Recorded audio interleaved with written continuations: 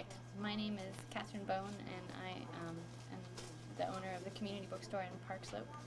And I guess you wanted to know the story of what happened here, which is basically that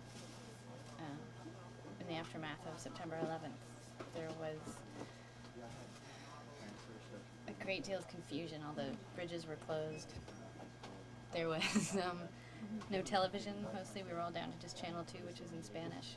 There was almost no way to find out what was going on, and so every time somebody would have any information, like where blood donations were happening, or what blood they needed, or anything that was happening, we would just stick a sign in the window. There was even newspapers, like September 12th.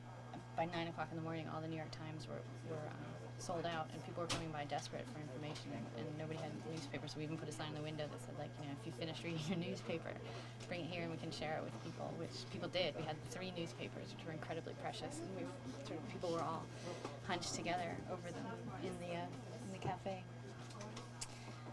And somehow that turned into, a friend called and said they were taking bedding and clothing donations at Chelsea Piers, and we put a sign to that effect in the window, and within minutes people started arriving with blankets and things that looked like they'd taken the coats out of their closets and the sheets off their beds. But almost all of them said, we don't know how to get this to Manhattan. The bridges aren't open, and we don't have cars, or nobody knew how to get there. So an old friend from Pennsylvania had recently given me his old car that wouldn't pass inspection anymore. So I looked at these people who wanted so much to give and to help, and I said, bring stuff here and I'll drive it in. And somehow within hours that turned into this huge effort. I mean, the entire store was piled up to the ceilings with donations, and I drove the first carload in that night, and it was almost impossible to get into the city. Even the police didn't know what routes were open. But we found a way to get through the Midtown Tunnel, which was completely deserted. It looked like something from Escape from New York or something. It was just this weird light and a couple of weeds kind of waving in the wind, and it was very strange. But we managed to make it over, and we got the donations over, and then we knew how to tell other people to drive. And the whole neighborhood just sort of poured out with donations, and people offering to drive.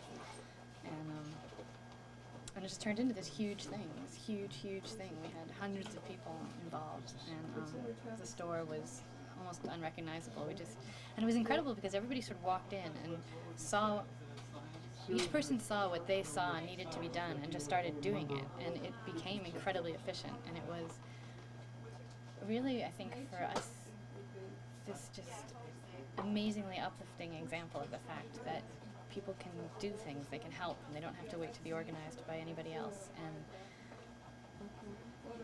there's room for generosity, and there's the possibility for all of us to look after each other.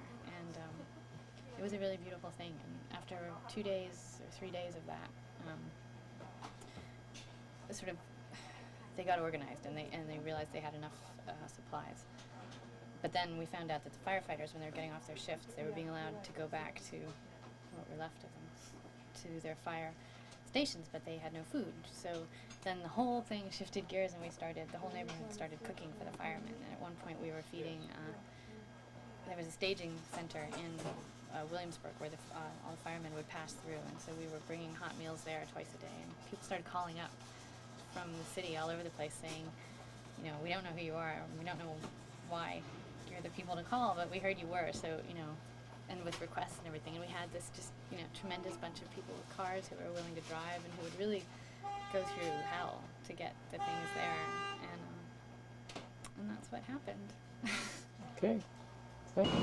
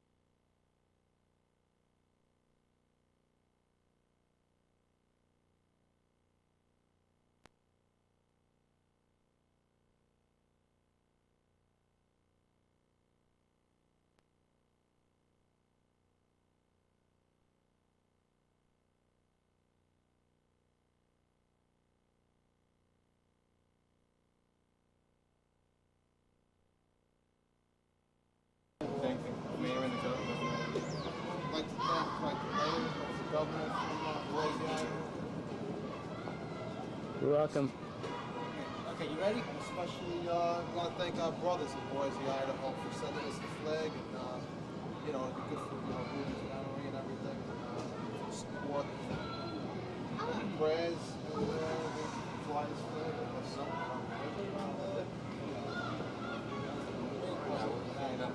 Filming. Engine Company 74 from West 83rd, the Upper West Side of Manhattan. And this is our brother Ruben Correa, his turnout coat, his spare coat. Ruben was one of the victims in the World Trade Center bombing. He unfortunately didn't make it. So we're, we're keeping a vigil for him, and we want to thank all you guys. These cards mean a lot. We'll make sure the family gets them. And we appreciate all your prayers for all the firefighters that died, and as well as our brothers and boys. And thank them too for all the support. That I wanted to add was that I think on the whole, our experience here has been of this terrible, terrible, terrible thing happening to us and our city and our home. But the question was, how could you possibly react to that? And how can you take that in, and what do you do with it? And what's happened here in the city, as far as I've seen, has been almost this tremendous waking up, that people are looking after each other and caring and really trying to understand each other.